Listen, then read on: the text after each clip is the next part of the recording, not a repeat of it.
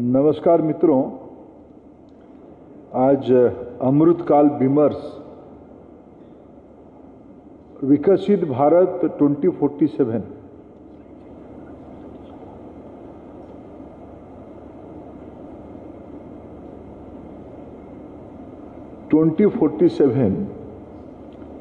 इस संदर्भ में आपने हमें मिलने का अवसर दिया। मैं सबसे पहले यहाँ की मैनेजमेंट को, यहाँ की एकेडमिक लीडरशिप को और मेरे सारे स्टूडेंट्स फ्रेंड्स का आभार प्रकट करता हूँ। धन्यवाद, आपने इसका एक अवसर बनाया।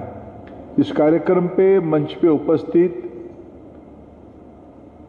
उत्तराखंड के शिक्षा मंत्री मेरे मित्र डॉक्टर धन सिंह रावत जी, इस यूनिवर्सिटी के चांसलर, पूर्व vice chancellor doctor Sunil Rai ji, chancellor doctor Shriram Sharma ji, vice chancellor Shriram Sharma ji, registrar आदरणीय मादान जी और सभी महानुभाव, सभी मित्रगण। मित्रों, अभी 3:42 हो रहा है। मैं कोशिश करूंगा, मैं पॉलिटिकल एक्टिविस्ट हूं। हम लोगों के पास कैप्सूल 2-3 प्रकार के रहते हैं, 15 मिनट्स, 25 मिनट्स। मैं प्रोफेसर नहीं हूं, नहीं तो मैं शर्मा जी 45 मिनट्स का मेरा फिक्स होता, वो भी कर सकता हूं। मैं आज वो दुस्साहस नहीं करूंगा, क्योंकि मैं सच में पिछले 40-50 मिनट में मैं यूनिवर्सिटी में घूम रहा हूं। Before coming to my topic and what I want to convey और what I want to interact with you, let me put forth some candid view of mine about this university.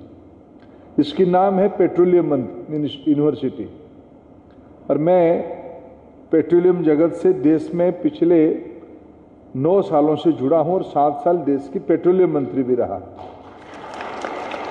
तो उस समय मैं इसके बारे में जानकारी लेने का कोशिश किया, थोड़ा बहुत जानकारी मिली। 1-2 बार उस समय की एकेडमिक लीडरशिप मेरे को भी बुलाए, मैं किसी कारण से आ नहीं पाया। आज ने मेरे को ना राय जी ना शर्मा जी ने बुलाया था, मैं इसे बिना बुलाए आ गया हूं। और कोइंसिडेंट, मैं अभी शिक्षा मंत्री हूं। अभी मेरे को खुशी हुई जब दुनिया सस्टेनेबिलिटी के ऊपर बात कर रहा है, बड़े बड़े एनर्जी कंपनी अपने को रीब्रांडिंग कर रहे हैं। As a futuristic institution you have rebranded yourself, you remain with P, not in the spirit of petroleum, but you are emphasizing on energy. University of Petroleum Engineering and Studies is now UPES. The brand is UPES. Brand value अपने आप में एक बहुत important factor होता है। मैं ऐसे ही एक यूनिवर्सिटी में आके और थोड़े समय में मैं इसकी प्रेजेंटेशन देख के मैं कैंडिडेटली कह सकता हूँ आपको NRF, NIRF, QS और टाइम्स कहाँ भी रखे, निसंदेह 21वीं सदी की एक ग्लोबल हॉटस्पॉट UPES बन चुका है। मेरे अनेक अनेक बधाई।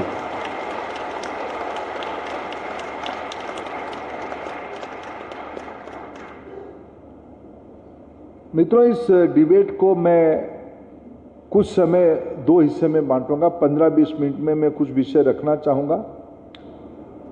माइक है ना, मूवेबल माइक है, मदन जी माइक है। मैं 4-5 यंगस्टर से क्वेश्चन लेना चाहूंगा।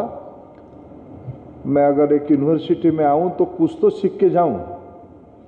नई पीढ़ी क्या सोच रहा है, क्या अपेक्षा रख रहा है, समाज से उनकी एक्सपेक्टेशन क्या है, उसको मैं समझने का कोशिश करूंगा। इसलिए मित्र, coming straight to the topic, अभी देश में होने वाले में कुछ घटना को आपके सामने, कोई नया घटना नहीं बताऊंगा, लेकिन ये अमूर्त काल की विमर्श में 2047 तक हमें एक डेवलप्ड कंट्री होने के लिए जो घटना हो रहा है और घटना होने वाला है, उसकी इंपैक्ट आने वाला है, उसकी कोशिश करूंगा कुछ स्लाइड के अंदर उसके ऊपर आपके सामने चर्चा करने के लिए। मित्रों, कभी कल्पना करिए, आज से 75 साल पहले 1947 अगस्त में, आज हम 2023 सितंबर में इकट्ठा हैं, 76 ईयर पहले हमको देश की आजादी मिली। पूज्य बापू हमारे आजादी की सिंबल बने। विश्व में जो वैल्यूज आज चल रहा है, freedom, democracy, non violence, peace, इसमें अगर दुनिया की सबसे लोकप्रिय जननेता कोई है, सिंबल कोई है, तो उसमें उसकी नाम है महात्मा गांधी जी। ये महात्मा गांधी जी की समाधि स्थान है। देश इस प्रकार के अनुभव कभी नहीं किया था जो 10 सितंबर को किया।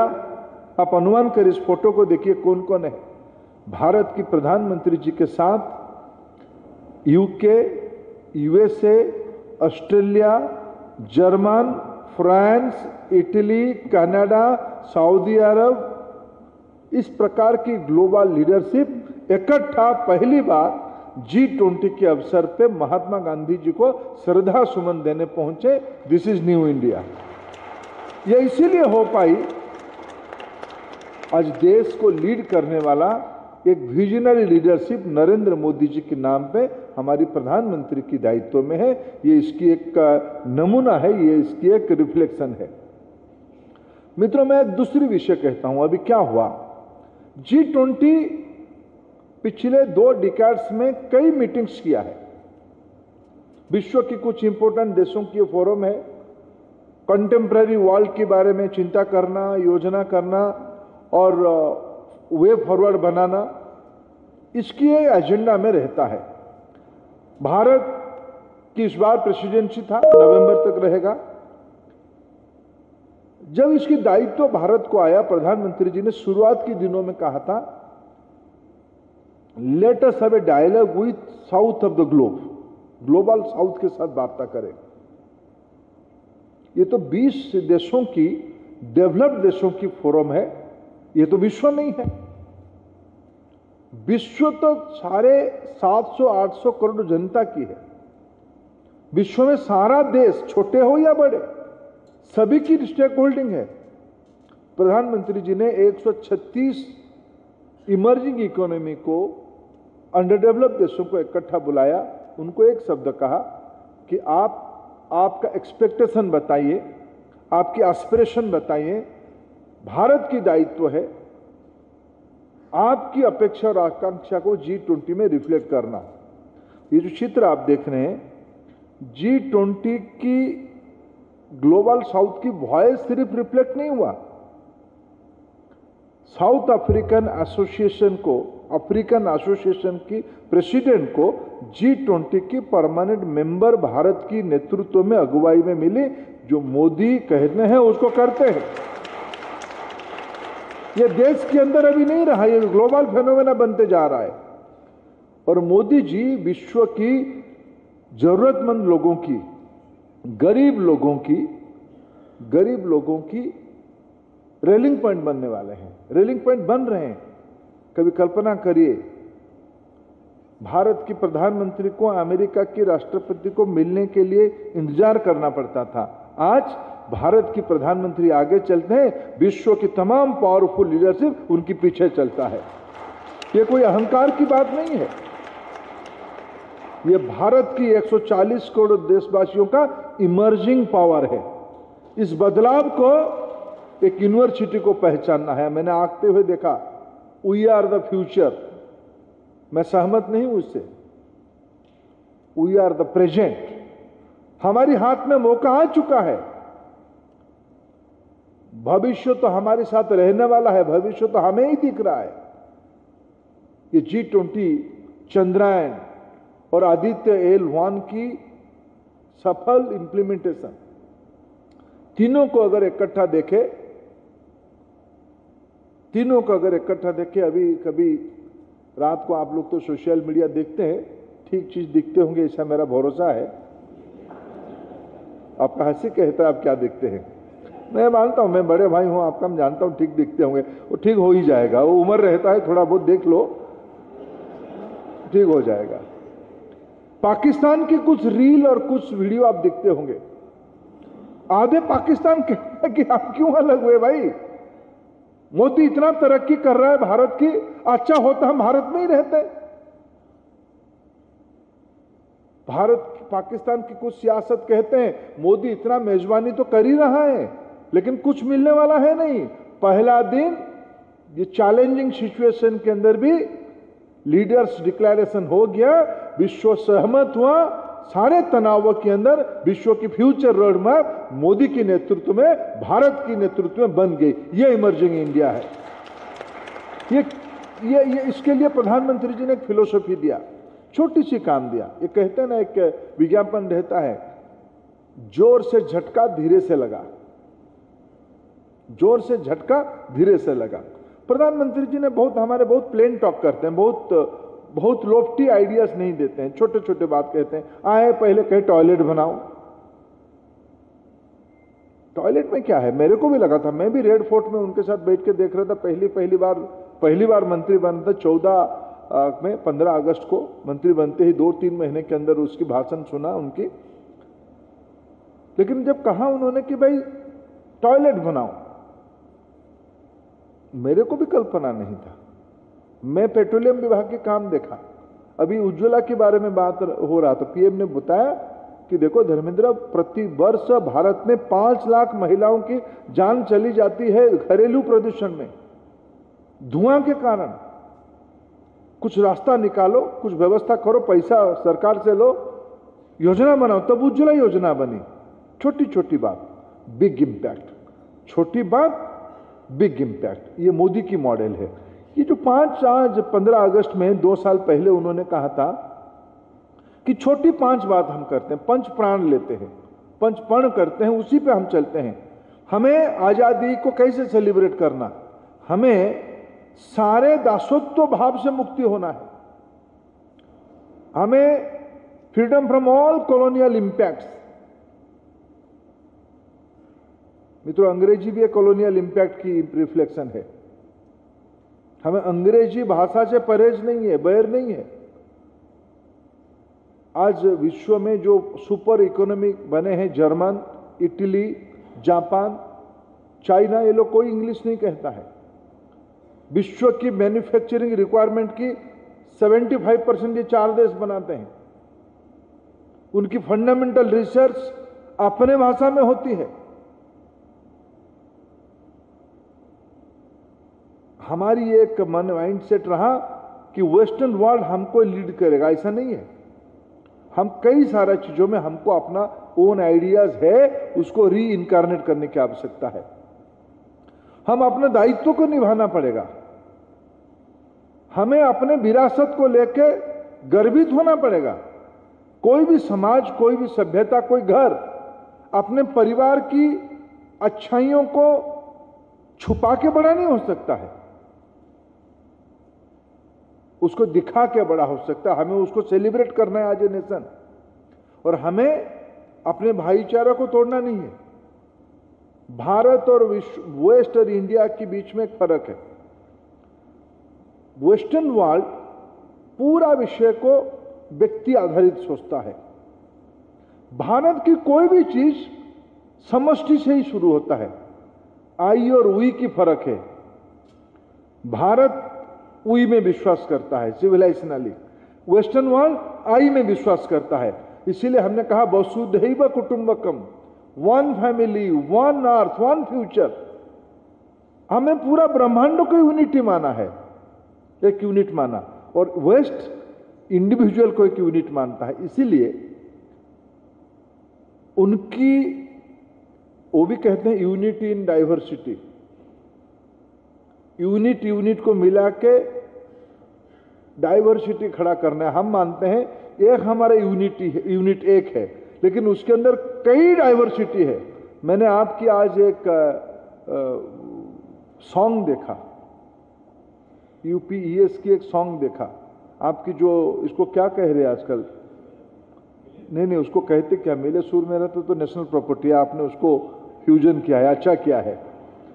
उसमें सारे भाषा है, सारे सेट्स है। जैसे अभी धन सिंह जी ने कहा कि तो लघु भारत है।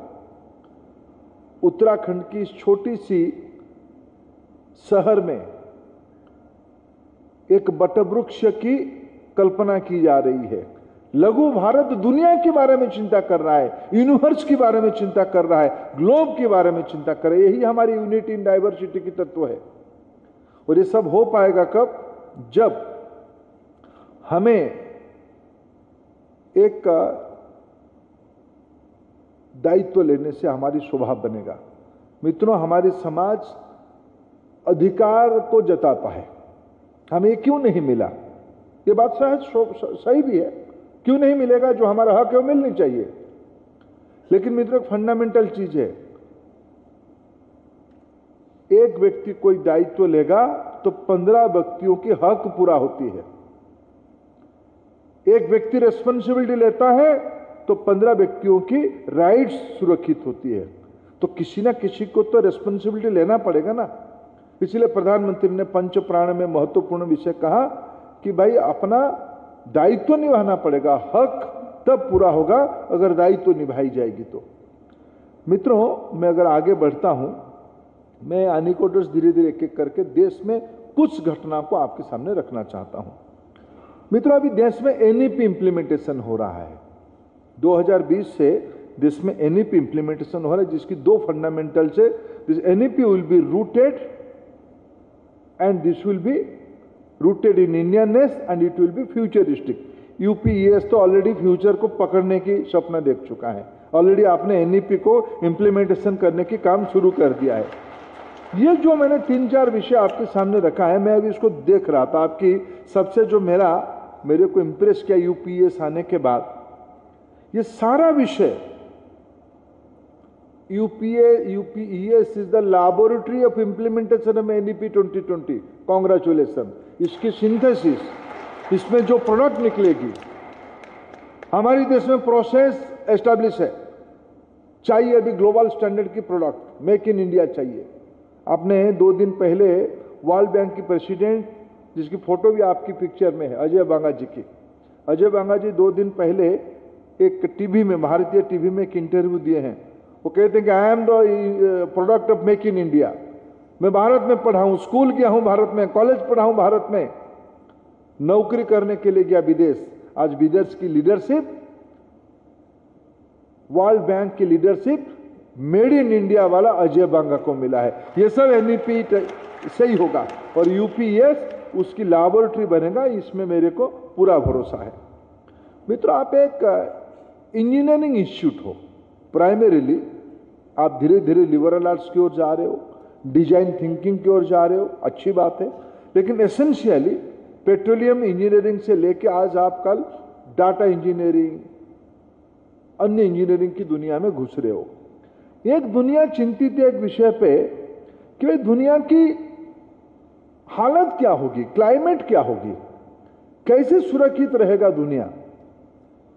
मित्रों, ये चार्ट मैं आपके सामने दिखा रहा हूं। आज विश्व में पर कैपिटा कार्बन एमिशन कहां है, इसमें भारत के नाम थोड़ा ढूंढिए। ग्लोबल कार्बन एमिशंस की जो परसेंटेज में कौन सबसे ज्यादा कंट्रीब्यूशन करता है, उसमें देखिए भारत का नाम उसमें नहीं है, क्योंकि भारत एक पॉल्यूटिंग कंट्री नहीं है, पॉल्यूटेंट नहीं है भारत पॉल्यूटेंट नहीं है। फिर भी भारत के प्रधानमंत्री जी ने जिम्मेवारी लिया है, मैं विश्व में एक न्यू ऑर्डर लाने के लिए, सस्टेनेबिलिटी लाने के लिए, भारत एक रेस्पॉन्सिबल देश के नाते, आपको अगर मैं एक स्ट्रैटेजी, आप एनर्जी यूनिवर्सिटी हो, मैं आप उस विषय को जानते होंगे, लेकिन मैं उसको एक रिपीट करना चाहता हूं आपके सामने। आज Bharat is the absolute term में, in energy consumption terms, absolute term में India is the number 3 energy consumer of the globe after US and China. US and China के बाद absolute energy consumption Bharat number 3 है, लेकिन पर कैपिटा एनर्जी कंजम्पशन में Bharat global average की 1/3 है। भारत विश्व अगर 100 रुपया का एनर्जी कंजम्पशन करता है पर व्यक्ति पर कैपिटा, भारत 33 रुपया का एनर्जी कंजम्पशन करता है। उसके अर्थ आने वाले दिनों में क्या होगा? आने वाले दिनों में भारत की एनर्जी कंजम्पशन बढ़ेगी तो भारत की कार्बन एमिशन भी तो बढ़ जाएगी। लेकिन भारत ने उल्टा रास्ता लिया है। आज भी भारत एनर्जी कार्बन एमिशन नहीं करता है। भारत ने जो नीति बनाया उसमें भारत नया रास्ता ढूंढा। मैं आप जो कर भारत एक नया रास्ते पे जा चुका है, न्यू ग्लोबल ऑर्डर की लीडर बना है। देखिए, भारत आज विश्व की 4th global renewable energy install capacity Bharat के अंदर है। 4th इन विंड पावर कैपेसिटी, 4th इन सोलर पावर कैपेसिटी। भारत 2030 तक 500 गीगावाट रिन्यूएबल एनर्जी उत्पादन करने की लक्ष्य रखा है। इसके अर्थ है भारत की जो एनर्जी कंजम्पशन आगे बढ़ेगा उसकी सोर्स ग्रीन एनर्जी होगा। यह भारत की कमिटमेंट है। भारत उस दिशा में काम भी करने लगा है। इस बार G20 के साइडलाइन में अच्छा, भारत पहले भी इंटरनेशनल सोलर अलायंस की लीडरशिप रखा है। भारत की नई दिल्ली में इंटरनेशनल सोलर अलायंस के हेडक्वार्टर 116 देशों ने उसकी सदस्यता लिया है। भारत इस G20 के साइडलाइन में G20 बायोफ्यूल अलायंस की लीडरशिप लिया। मेरे को सौभाग्य मिला, मैं पेट्रोलियम सेक्टर की काम किया। ग्लोबल बायोफ्यूल में सबसे बड़ा कमोडिटी है एथेनॉल। 2014 में जब प्रधानमंत्री नरेंद्र मोदी दायित्व लिए, देश में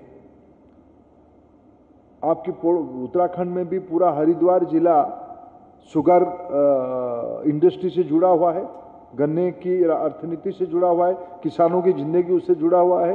पूरा उत्तर प्रदेश पश्चिम उसी में जुड़ा हुआ है। जब 2014 में मोदी दायित्व लिए तब देश में 34 करोड़ लीटर एथेनॉल खरीदी जाती थी, उत्पादन होती थी। 480 करोड़ रुपया की एथेनॉल खरीदी जाती थी। मोदी जी ने प्रोग्रेसिव पॉलिसी बनाया। आज तब नेशनल एवरेज ब्लेंडिंग में नियर 1% था। पेट्रोल में ब्लेंडिंग होता है एथेनॉल, 1% था, 34 करोड़ लीटर था और उसकी financial value less than 500 crore था। आज reform, policy initiative, new market plan के कारण भारत में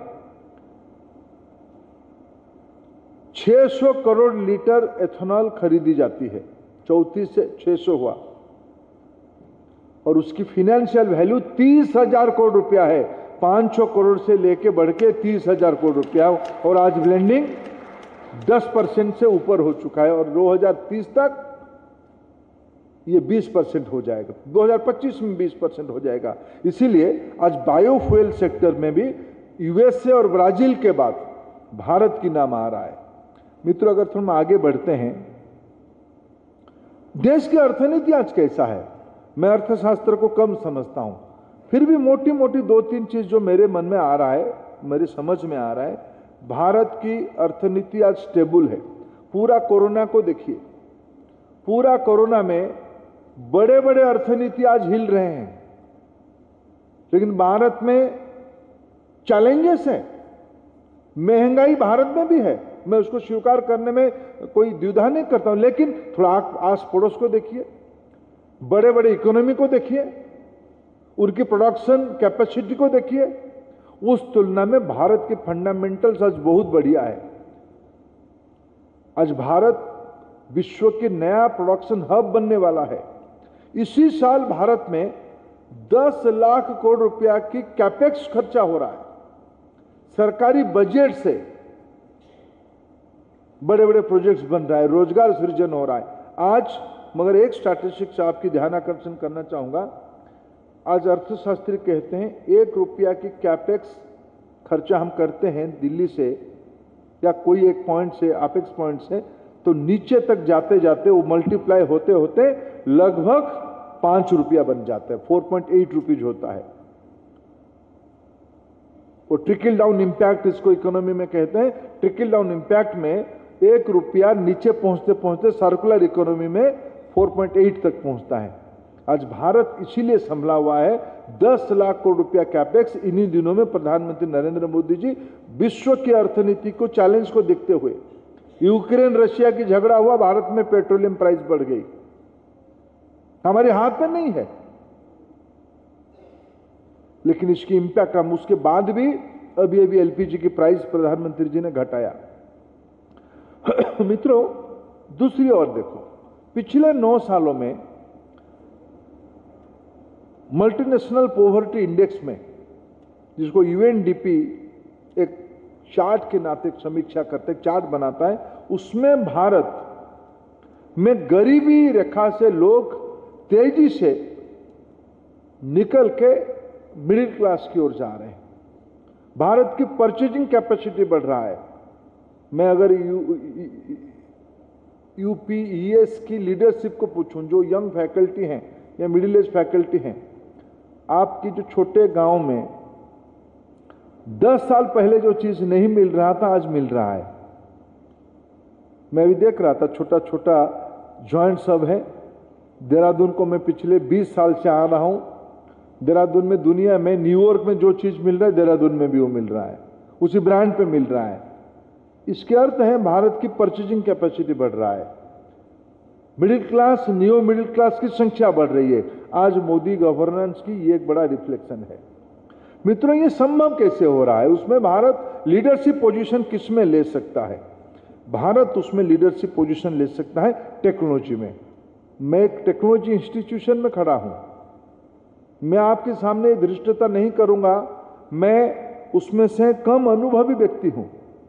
फिर भी अगर मैं 2-3 चीज आपको सहज भाषा में समझाऊं कि पिछले दिनों में टेक्नोलॉजी को यूज करते ईज ऑफ लिविंग कैसे भारत ने खड़ा किया है। आज दुनिया में अगर आधार को कैलकुलेशन करें, भारत की 140 में से 135 करोड़ लोग आधार में रजिस्ट्रेशन कर चुके हैं। भारत की 15 करोड़ सब्सक्राइबर बन चुके हैं डिजी लॉकर में। आप सभी के सर्टिफिकेट डिजी लॉकर में पहुंच चुका है। आपको अभी रिज्यूमे ईमेल नहीं करना पड़ता है, अटेस्टेड करने का जमाना चला गया है। एम्प्लॉयर आपकी डिजी लॉकर, आपकी एक आप देते हो सिर्फ डिजी लॉकर की अकाउंट। लिंक्डइन में आप डिजी लॉकर के अकाउंट से वो लोग देखते हैं, आपके क्रेडेंशियल देखते हैं, आपको कॉल आ जाता है। आज भारत में इसकी परफॉर्मेंस है। ई कॉमर्स की भारत आज कॉम्पीट कर रहा है। ओएनडीसी की प्लेटफॉर्म के अंदर भारत अमेजन को कॉम्पीट कर रहा है, अमेजन को पीछे छोड़ा है। ये भारत की सरकारी तंत्र है। यूपीआई तो कमाल किया है। आज विश्व में अगर 100 रुपया की डिजिटल ट्रांजैक्शन हो रहा है, तब भारत में ही केवल 46% भारत में ही होता है। आज दुनिया के लोग तंग है। क्या कारण है? भारत ने टेक्नोलॉजी को यूज करके, अभी कोरोना के अनुभव आया, हम लोगों को कोरोना की कोविड होने के बाद जो टीका लगाया, वैक्सीनेशन हुआ, उसकी सर्टिफिकेट आवश्यकता पड़ी। हमने टीका लगाया, 15 सेकंड के अंदर हमारी मोबाइल फोन पे कोविन ऐप में हमारी सर्टिफिकेट आ गया। ये दुनिया में कहीं नहीं है। अब भारत में कोई भी व्यक्ति, हम बाहर जाते हैं या कोई भी व्यक्ति बाहर से भारत आता है, पहला प्रश्न पूछना, आपको भी अनुभव होगा कि आपकी डिजिटल इंफ्रास्ट्रक्चर कैसे बना है, या आपकी जो डीपीआई, डिजिटल पब्लिक इंफ्रास्ट्रक्चर। अभी मेरे को आज परिचय हुआ कि हमारे यूपीईएस की भी ऑनलाइन की एक डीन है। इसके अर्थ क्या है? डीन ही बैठे हैं। ऑनलाइन डीन के अंदर स्टूडेंट आपके वहां कितने हैं? 3000 स्टूडेंट ऑनलाइन में, जो कैंपस नहीं आते हैं। 14,000 स्टूडेंट आप कैंपस आते हो, 3000 स्टूडेंट उतना ही कैपेसिटी के पढ़ाई करते हैं, उतनी ही इन डेप्थ पढ़ाई करते हैं। उसी यूपीएस सर्टिफिकेट उनको भी मिलता है वो ऑनलाइन पढ़ते हैं। भारत इग्नो ऑनलाइन पढ़ाता है। भारत में दीक्षा स्कूल बच्चों के लिए ऑनलाइन कोर्स है। भारत में उच्च शिक्षा की व्यवस्था में हम आज ऑनलाइन पढ़ाते हैं। भारत में यूनिवर्सिटी नेटवर्क आज ऑनलाइन हो चुका है। आज मित्रों, आज स्वयं प्रभा, स्वयं, दीक्षा, साथी, ये डिजिटल प्लेटफॉर्म बन चुका है। आज भारत अपनी एक नई ताकत दिखा रहा है डिजिटल इंफ्रास्ट्रक्चर में। मित्रों, टेक्नोलॉजी में मैं कई चीज कह सकता हूं, चंद्रयान में भी कह सकता, चंद्रयान को भी देखो, ये सारे डिजिटल पब्लिक प्लेटफॉर्म में स्किलिंग में पीएम ई विद्या, दीक्षा, स्वयं, आज मैंने पीएम ई विद्या, विद्या समीक्षा पोर्टल आज उत्तराखंड का हमने लोकार्पण किया। उत्तराखंड में 22,000 स्कूल है, 23,50,000 स्टूडेंट है, 1,22,000 टीचर्स है। अगर ये तीन फंडामेंटल्स को मैं आपके सामने रखूं, तीनों की लास्ट माइल डाटा, सारे स्कूल की डाटा, 23,50,000 स्टूडेंट्स की लास्ट माइल डाटा, क्लास 8 की मैथमेटिक्स में धारचूला में फलाना स्कूल में विद्यार्थी कैसे पढ़ा, उसकी डाटा अभी धन सिंह जी रावत दिखाएंगे मुख्यमंत्री को, हमारे बच्चा ऐसे पढ़ रहा है। इसको हमने आज कर दिया है, करेंगे नहीं, आज करके मैं आया हूं। मैं तो by one get one free, वो आया था काम करने के लिए, आपके साथ भी मिलने का आपने अवसर दे दिया, धन्यवाद आपको। आज हमारी कई प्रकार की डिजिटल इंफ्रास्ट्रक्चर हम लोगों ने बना दिया है।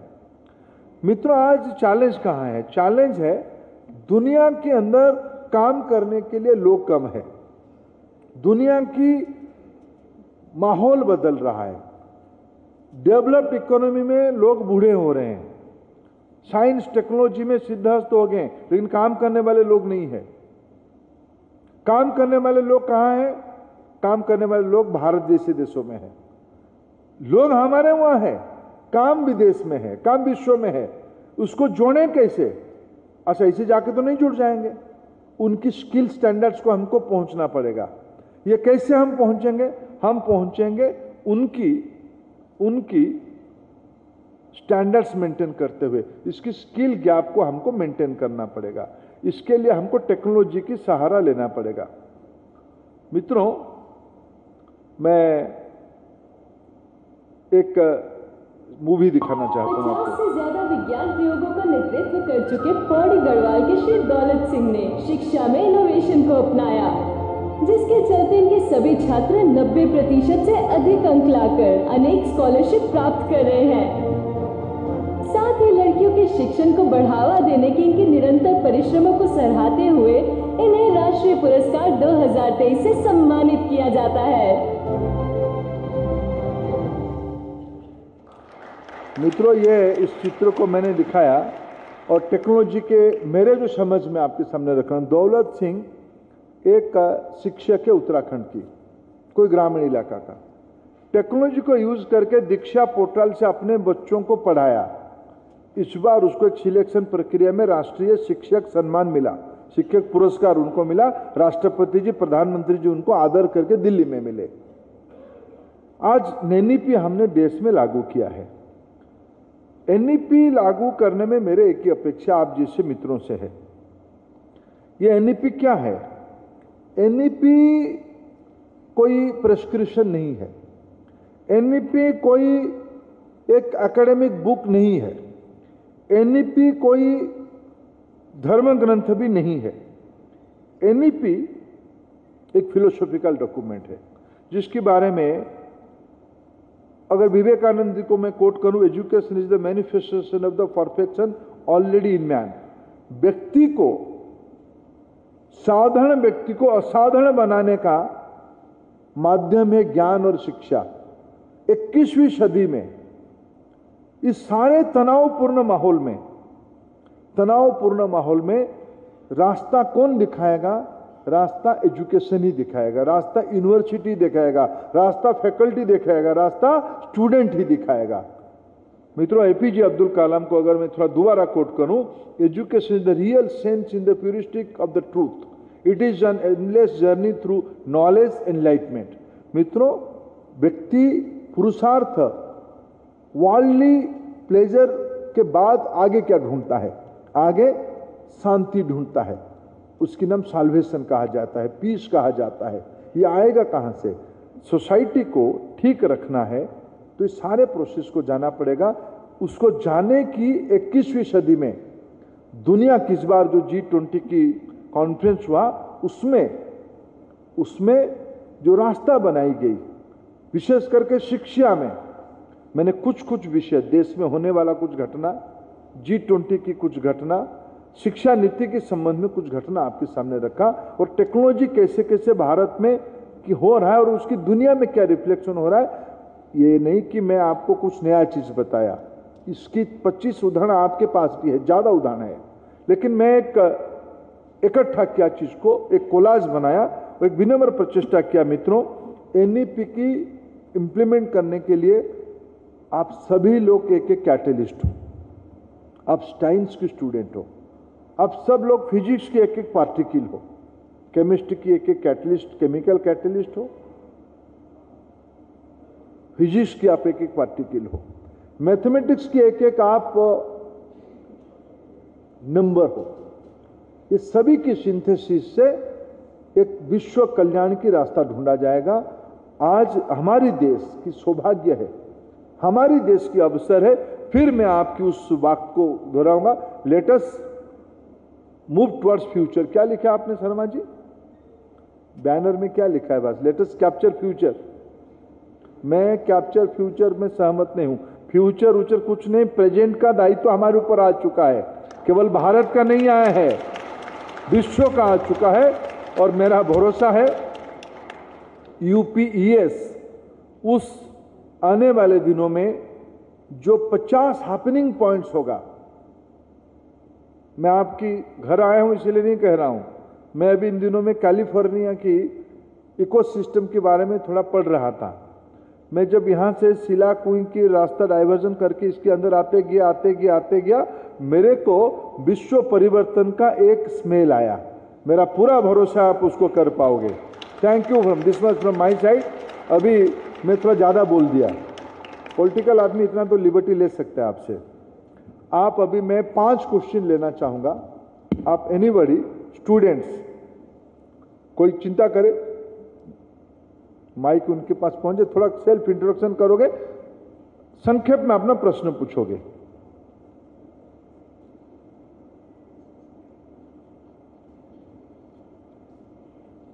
Hello, good evening sir. Myself Piyush Prasad, मैं फर्स्ट ईयर का स्टूडेंट हूँ। सर, जैसा आपने मेंशन किया कॉलोनियल माइंडसेट से निकलने की बात, सर नव भारत की सबसे बड़ी इशू मुझे जो लगती है अभी वो है हमारे बच्चे कॉलोनियल माइंडसेट को रे के विदेशी यूनिवर्सिटीज़, फॉरेन यूनिवर्सिटीज़ को ज़्यादा प्रेफर करते हैं। Brain drain, knowledge drain. Sir उस पॉइंट ऑफ व्यू से आप उसको कैसे तोड़ सकते हैं? देखो, मैं ऐसे मानता हूं, बैठिए, मैं ऐसे मानता हूं, देखो कॉलोनियल डिबेट को हम उस दृष्टि से ना देखें। ज्ञान किसी की मोनोपोली नहीं है। भारत की ज्ञान परंपरा 10,000 साल की है, लेकिन हम आज पाश्चात्य की एडवांस साइंस को नकार नहीं सकते हैं। हम क्लोज माइंडसेट से, एक प्रोग्रेसिव सोसाइटी क्लोज माइंडसेट से नहीं चल सकता है। आपकी यूनिवर्सिटी भी डुअल डिग्री विश्व की कई यूनिवर्सिटियों से किया है। हाँ, यह हम हीनमान्यता में नहीं रहना चाहिए, उन्हीं से हमें सिर्फ सीखना है, हमें भी उनको सिखाना है। बाजार आज हमारे पास है। मेरे 140 करोड़ बाजार में जिसको व्यवसाय करना है, मेरे भाषा समझना पड़ेगा, मेरे रिक्वायरमेंट समझना पड़ेगा। Knowledge will exchange from both the side. और मैं तो खुल के दिमाग रखा। आप बताओ, वेन्सा, चाइनीज परिव्राजक वेन्सा, आप देखना भारत की 10 स्टेट में, आज की 10 स्टेट में घूम के आए थे। अनुमान करो 700-800 साल पहले वो आए होंगे, वो कहां कहां कैसे कैसे गए होंगे। और भारत से विद्यार्थी जा रहे। अभी तो कभी हम उसको ब्रेन ड्रेन कहते थे, अभी तो हम ब्रेन बैंक ही कहे। कहीं भी रहे, अगर देश की माहौल ठीक होगा तो देश के लिए वहां बैठ के भी वो कर सकता है, जैसे अजय बांगा कर ही रहे हैं। उन्होंने कहा मैं मेड इन इंडिया हूं। इसीलिए हमें ओपन होनी चाहिए। फॉरेन यूनिवर्सिटी, फॉरेन में विद्यार्थी जाए, हम तो अभी रेगुलेशन लेके आ रहे हैं, हम यहीं से यूनिवर्सिटी उनको ही बुलाएंगे, हमारी यूनिवर्सिटी के साथ मिलकर बात काम करे हो, हमारे स्टूडेंट्स को लो कॉस्ट एजुकेशन नहीं मिले, इसकी हमारी विजन है। Hello sir, hello sir, good afternoon. My name is Punesh Tandon, मैं नारायणगढ़ से हूँ, डिस्ट्रिक्ट अम्बाला। और मेरे सर आपसे 2 सवाल थे सर। यानी एक पूछो, ये बहुत चालाक स्टूडेंट है, आगे जाएगा, बोलो प्लीज। नो सर, मेरे को जैसे ही पता लगा कि आप आने वाले हैं तो मेरे मन में बहुत क्यूरियोसिटी सी थी कि मेरे को आपसे 2-3 सवाल पूछने थे सर। अरे 2 से फिर 3 गया है एक पूछो, एक पूछो। Okay sir. सर, जब G20 की मीटिंग्स चल रही थी तो उस टाइम पे पीएम मोदी जब जो बाइडन और जितने भी वर्ल्ड लीडर्स थे उनको जब रिसीव कर रहे थे तो बैकग्राउंड में नालंदा यूनिवर्सिटी की फोटो लगी हुई थी सर, और वो सभी पूछ रहे थे कि ये क्या है मोदी जी। तो वो मोदी जी उनको एक्सप्लेन कर रहे थे कि ये हमारे एंशिएंट टाइम में एक यूनिवर्सिटी थी जहाँ पे काफ़ी सारे दुनिया भर से लोग सीखने के लिए आते थे पुराने टाइम में। तो मैं कह रहा हूँ सर कि हम कब तक ये कहते रहेंगे कि हमारे पुराने टाइम में ये था, हम ये थे। अब जैसे हनुमान चालीसा के अंदर एक लाइन है, जुग सहस्त्र जो जन पर, मतलब उसके अंदर एक लाइन है जिसके अंदर धरती से लेकर सूरज की डिस्टेंस हमने कैलकुलेट कर रखी है, जिस टाइम पे लोग सोचते थे कि धरती फ्लैट है। तो सर मेरा एक ये क्वेश्चन था कि हम जो करंटली पढ़ रहे हैं और आध्यात्मिक नॉलेज को दोनों को कंबाइन करके कैसे चल सकते हैं। कि हम कहते हैं ना कि अंग्रेजों ने आके हमारा गुरुकुल डिस्ट्रॉय कर दिया, और हम विवेकानंद जी को बहुत कोट करते हैं कि विवेकानंद जी बहुत अच्छे थे, उन्होंने इंडिया को बहुत ज़्यादा सम्मान में, लेकिन हम ये भूल जाते हैं कि उनके जो गुरु जी थे वो थे स्वामी रामकृष्ण परमहंस, जो स्पिरिचुअली बहुत एडवांस थे। और मतलब मेरा ये क्वेश्चन है कि हम दोनों चीज़ों को साथ में लेके कैसे चल सकते हैं sir in future. I got your point, please Tandon बैठो, टंडन पक्का नेता बनेगा। बहुत फिलोसॉफिकल प्रश्न पूछा उन्होंने, बड़ा फंडामेंटल प्रश्न पूछा कि भाई कितने दिन आप पुराने बात को कहोगे। दूसरा उसका सप्लीमेंट्री था, एक प्रश्न में उनको अनुमति दिया, बड़ा चालाकी से दूसरा प्रश्न भी पूछा, अच्छा डिप्लोमेट होगा, इसको निगोशिएशन में आगे भेजा जाएगा।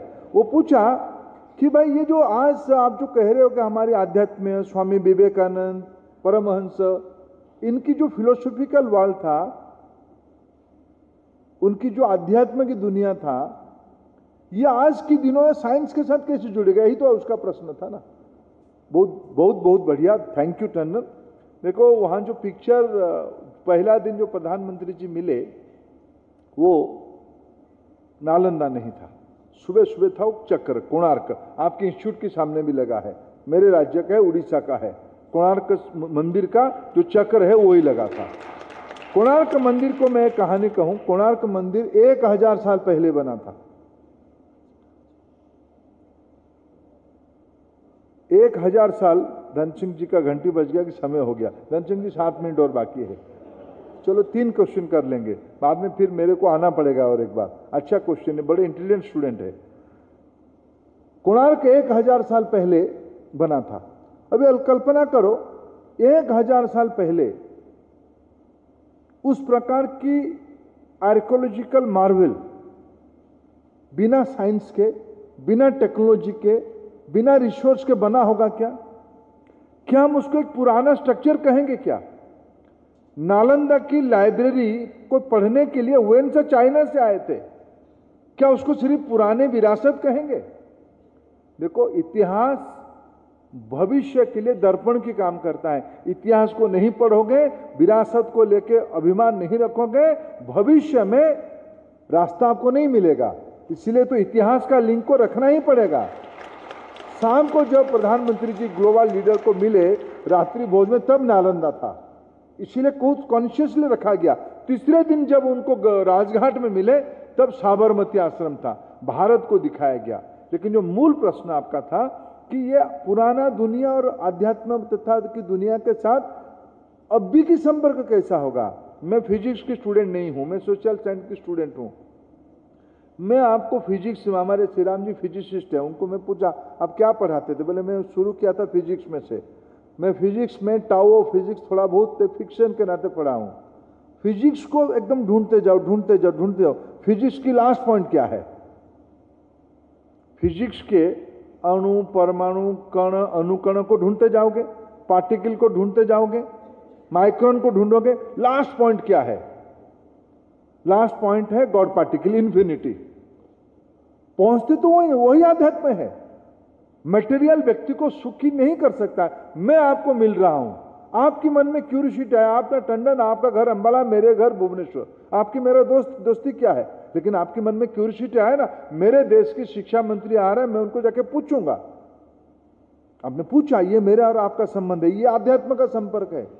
मैं आया, मैं कैंडिडेटली कहा कि मैंने एक बढ़िया इंस्टीट्यूट देखा, मेरे मन को संतुष्टि आई, मेरे रात नींद अच्छे होंगे, मैं आश्चर्य होकर जाऊंगा। मैं जो काम पे लगा हूं, मेरे प्रधानमंत्री बिना छुट्टी लिए हुए इतने मेहनत करते हैं, व्यर्थ तो नहीं जाएगा। मैं उनको बताऊंगा, सर मैं यूपीईएस दिख के आया, मैं कॉन्फिडेंट हूं, देश बदलने वाला है, आध्यात्म लोग बदलने वाले हैं, यही लोग बदलेंगे। Third one and last, I go by Dhan Singh Rawat order. अभी और 4 मिनट बाकी है। Third and last question from A guard में भी। हेलो, अरे रुको रुको रुको, मैं थोड़ा लास्ट चांस ले रहा हूं। कोई लड़की पूछेगा? आए पूछ रहा है, देखो वो उसको दे दो, मैं अगले बार उसको माइक दो प्लीज। हाँ, मैं समय होगा तो ले सकता हूँ। Last. Good afternoon sir, thank you so much for this opportunity.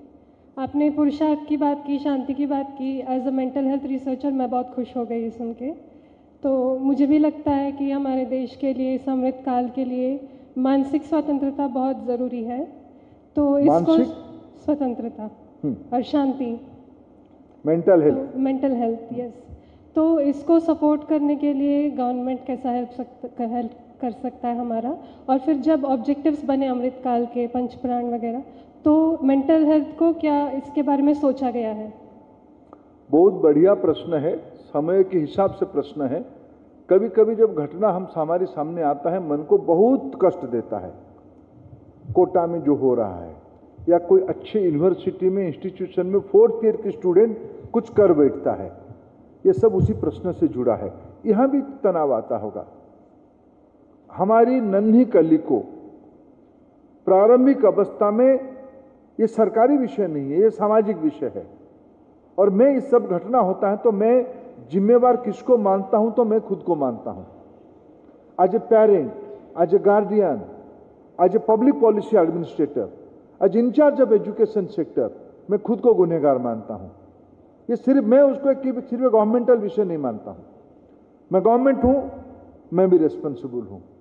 मैं पेरेंट हूं, मैं उससे ज्यादा रेस्पॉन्सिबल हूं। यह नहीं मानना चाहिए एपीजे अब्दुल कलाम जी कोई जेई नीट परीक्षा नहीं दिए होंगे। आज उन्होंने एक लंबी लकीर खींच के किया। मैं कभी कस्तूरी रंगन जी को पूछा, कस्तूरी रंगन जी आप इंग्लिश कब समझे?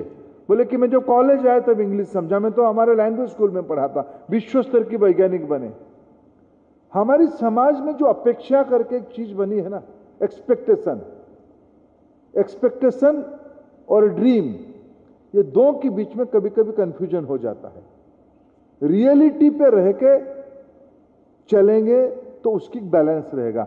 इसकी मेंटल हेल्थ, विशेष करके टेक्नोलॉजी, इनोवेशन जैसे जैसे आगे बढ़ेगा, ईज जैसे जैसे आगे डेवलप होते जाएगा, इस प्रकार की चैलेंजेस भी बढ़ेंगे।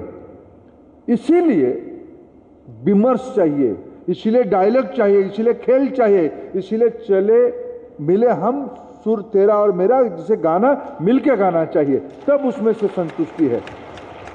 बहुत बहुत धन्यवाद। मैं तीसरा क्वेश्चन खत्म करके जा रहा हूं। I promise again very soon I will come back to you. Thank you friends.